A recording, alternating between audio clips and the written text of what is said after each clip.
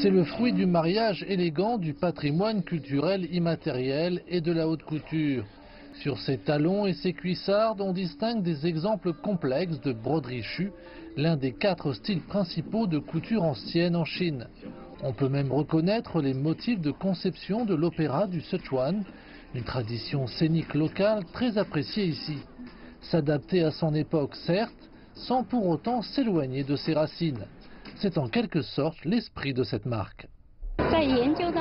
Nous cherchons à intégrer la culture chinoise traditionnelle à l'aide de nos aiguilles et de nos fils, à celle de ce qui est animé et créatif dans le monde de la mode au niveau international. Parce que produire uniquement des chaussures chinoises traditionnelles serait trop figé et ne nous permettrait pas de nous mesurer aux marques mondiales. Née dans le pays, ici même à Chengdu, capitale de la province chinoise du Sichuan, cette marque indépendante, Chimay, a été saluée lors de salons et de défilés de mode à travers l'Europe.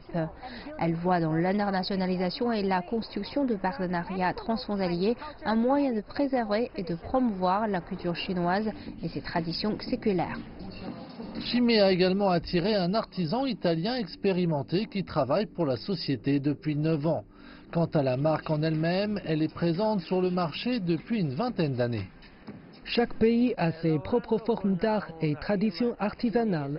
Chez Chimay, c'est un bon mélange de culture italienne et chinoise et de savoir-faire technique.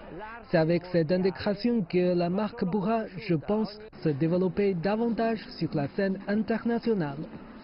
La fondatrice de Chimay déclare que la marque vient tout juste de faire son entrée en Europe, l'Asie et la Chine demeurant ses principaux marchés.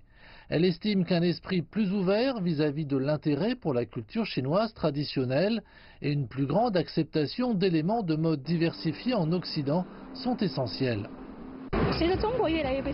Alors que la Chine acquiert de plus en plus de reconnaissance dans le monde et que les femmes chinoises sont de plus en plus confiantes pour l'internationalisation, nous sommes devenus non seulement des consommatrices de marques locales, mais également des diffuseurs de design de qualité au niveau international. La Chine a clairement annoncé son intention de continuer à ouvrir son économie et à stimuler la consommation intérieure. Il n'est donc pas surprenant que pour Linda Liu et d'autres designers chinois comme elle, le meilleur reste à venir.